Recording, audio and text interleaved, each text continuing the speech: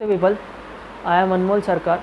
So if you guys have seen my last video, you guys must have an idea about who I am and what I am trying to do and what this channel is all about.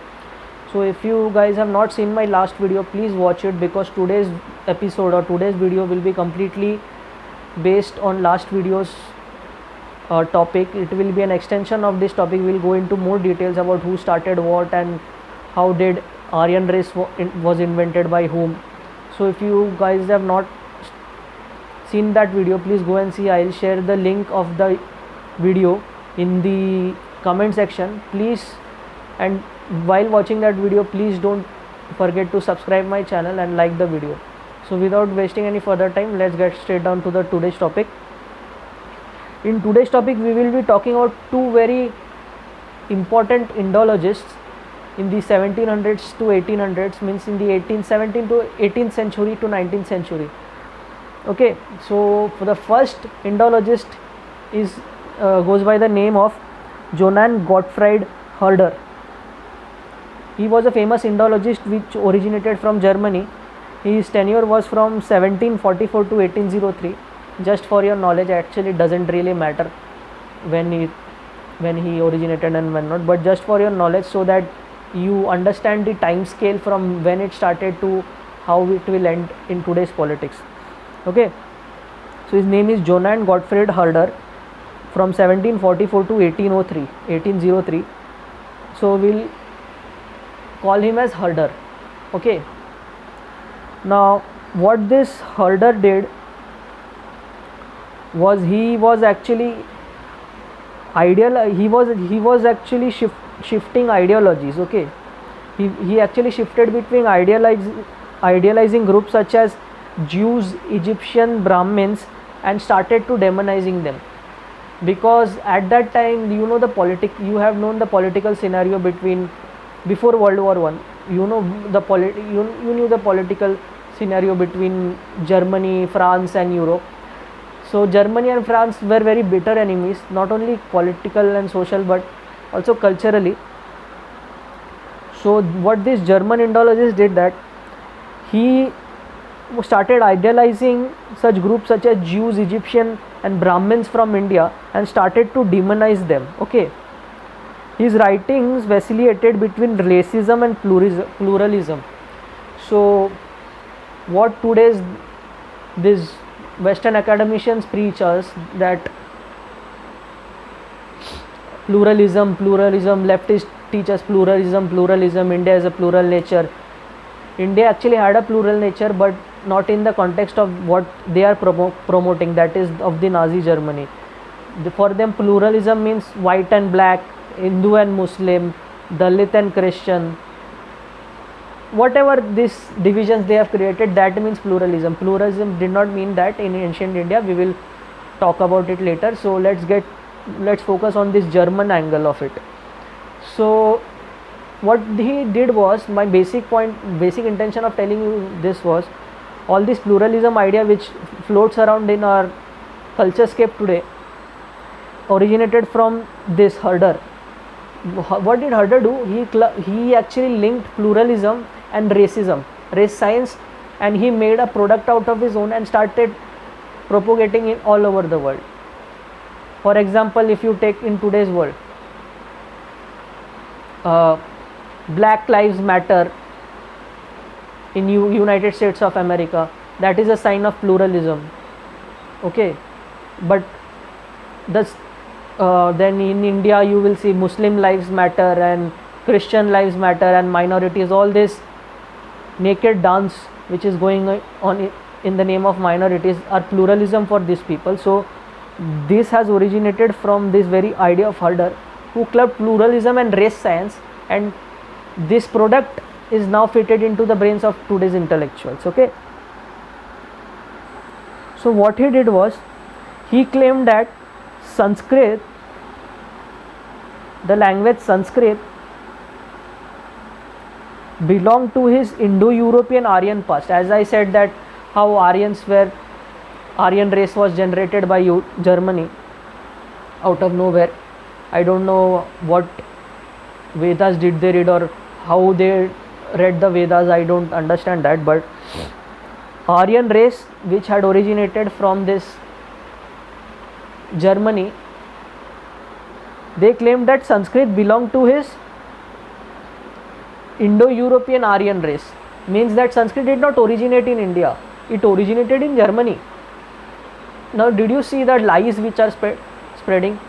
You know, Sanskrit is how many years old? During Ramayana and Mahabharata, Sanskrit was spoken, and these guys come 1500 years earlier and start saying that Sanskrit is originated from Germany and it is their language.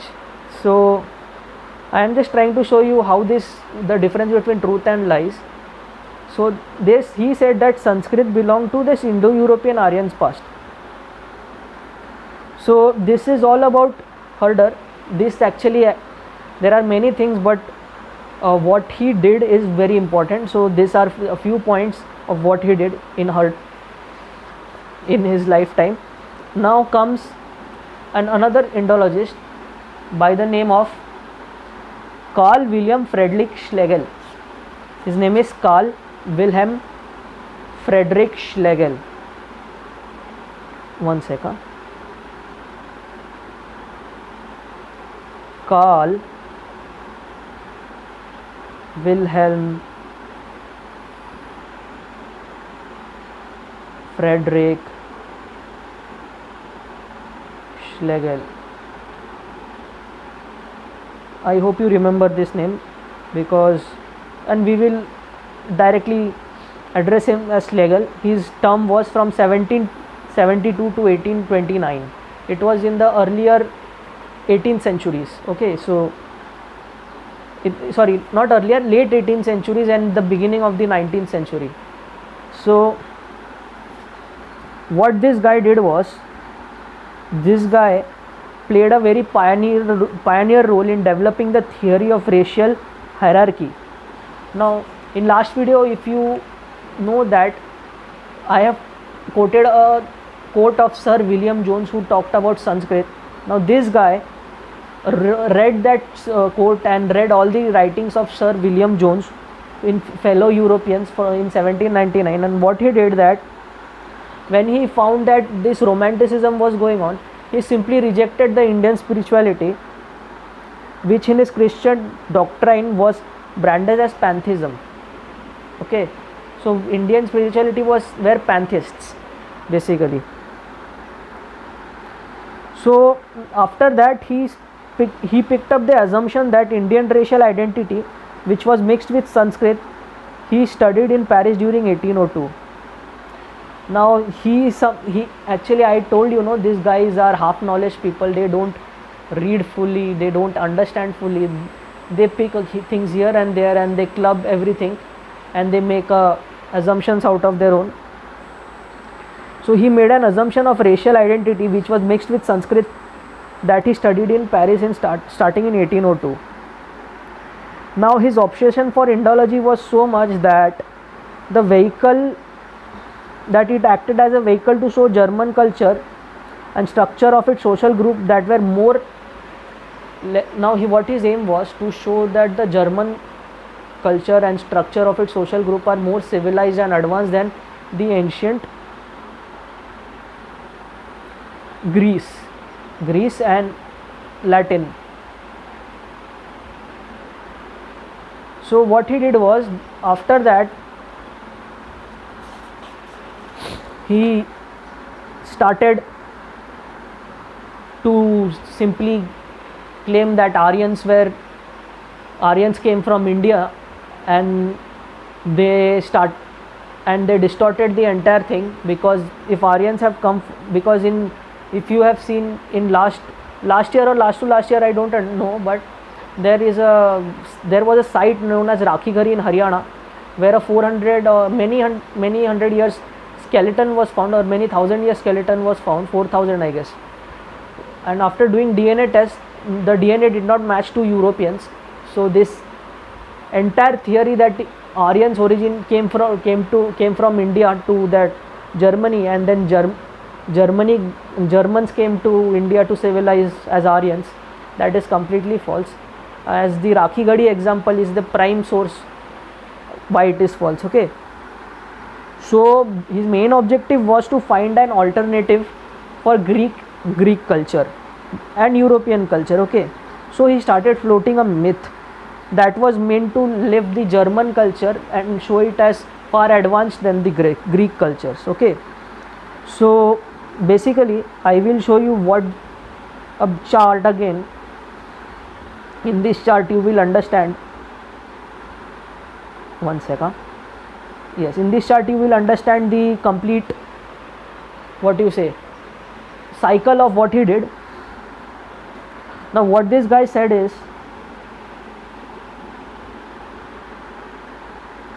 Sanskrit was the mother of all Indo-European languages.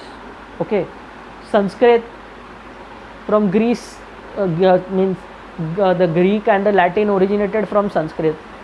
Now it is actually true, but what he did is he took that Sanskrit and he claimed it as his own history. Means Sanskrit originated from Germany, and thus that German, then thus since the Sanskrit is a superior language than Greek and Latin, the German civilization itself, where it is originated, is a superior civilization. So he took Sanskrit from India and claimed it as his own. So this is what happened, and he also said that India is the mother of all advanced civilizations, which is also true. India was the mother of all advanced civilizations, and he said that Indians migrated to Germany, which is wrong. Indians did not migrate to Germany, as I have said that Rakhigarhi skeleton example, which was found 4,000 years ago, or I don't know the exact date, 2,000 to 4,000 years ago, which did not show any migration. The DNA test completely shows that the genes of all Indians are same, and it did not have any connection to this German history. Now what he did thus, after he claimed that Indians migrated to Germany, he afterwards claimed that Germans had a purer pedigree and retained a pure form of the original Sanskrit civilization. He took the truth of that Sanskrit, that Greek and Latin originated from Sanskrit, that was true, and he distorted it that it originated in Germany, therefore German is a superior civilization, and the Sanskrit originated from Germany. Okay, and thus ancient Germany was reimagined, and the consequence of that was the ancient Germany was reimagined positively as the greatest and great ancestors of modern Germans. The Germans, which modern Germans is today's Germans, who claim that their ancient Germans are so great. He wanted that their forefathers would look great in front of their new coming generations, and great and modern in the light of great modernism. Okay, after that, the second part is, he said that Indian warrior priests colonized the Mediterranean area. From India was colonized by Indian warrior priests. This is also completely wrong. India never colonized anyone through military power. And what happened due to that is, Greek and Roman civilizations and the Renaissance based on them are degraded form of original civilization. That he wanted to say that Sanskrit was the modern form of civilization, was more advanced language, and due to this Indian warrior priests colonization of Mediterranean, the Greek was a very vulgar form of Sanskrit. They wanted to say that is not true. Okay, if you say that Hindi is derived from Sanskrit and Bengali is derived from Sanskrit and Marathi is derived from Sanskrit, that all the three languages do not become the vulgar form of the original language. Okay, it is just a branch of a tree. When you can't say that a tree is the original and their branches are the vulgar form of the tree. That is completely distortion of the truth. Okay, they are one, they will be as part of one. If you notice, all these languages have a similar, what we say, script known as Devanagari script, this Marathi, Hindi and all, but let it be, we will not get into that. Now what this led to further is, means when I said that Greek was a vulgar form of Sanskrit, what this led to that France centered Renaissance derived from Greco-Roman antiquity is inferior. Okay, that means the culture of France, which was derived from Greece, is inferior, because he wanted to destroy France, because the political and the social and cultural relations were so bitter between Germany and France that out of that motivation he distorted the entire truth, claimed that Indians colonized the Mediterranean, Greek and Roman civilizations and the Renaissance based on them degraded the original civilization, which led to the conclusion that France-centered Renaissance derived from the Greece and Roman civilization antiquity is inferior, and the German civilization is superior as it belongs to Aryan race. So this is how he distorted the entire truth and projected in front of the world. Those Western friends who are watching this video, please understand the India in the Indian context and not what the ancient Germans projected, because you will not find any similarity between Germans and Indians, because if Indians wanted to really rule over the world with tyranny, they could have done that easily. But you know that India has not attacked any nation in the past 1000-2000 years. So this theory is completely false. And India, and you know, if you study the philosophies and original philosophies of India, you will find that no such inferiority superiority things exist. Only diversity exists in India, which all religions are unique and they are equal to each other. Nobody is superior and nobody is inferior. So if anyone tells you that India is superior in what we say, this guy is superior to that guy and Tamils are superior to North Indians, that is not the Indian culture. Please read the Indian books with the original context and not of some interpretation of some Western historians, or what we say, that any Western publication books. So this was it, guys. In today's video we have covered this much. Actually I can cover the entire topic in detail, but it will take 5 to 6 hours to complete the entire series. So I am breaking this into 10-15 minute part videos. So without wasting any further time, I'm going to end this video here, and in next video we are going to study more about how Aryan becomes a race in Europe, and how the Indologist named as Ernest Renan discovers this Aryan Christ, which was used for, in the case of Western anti-Semitism, to justify anti-Semitism and create a Holocaust of Jews. So that is all it is today, guys. Thank you for watching this video. Have a nice day.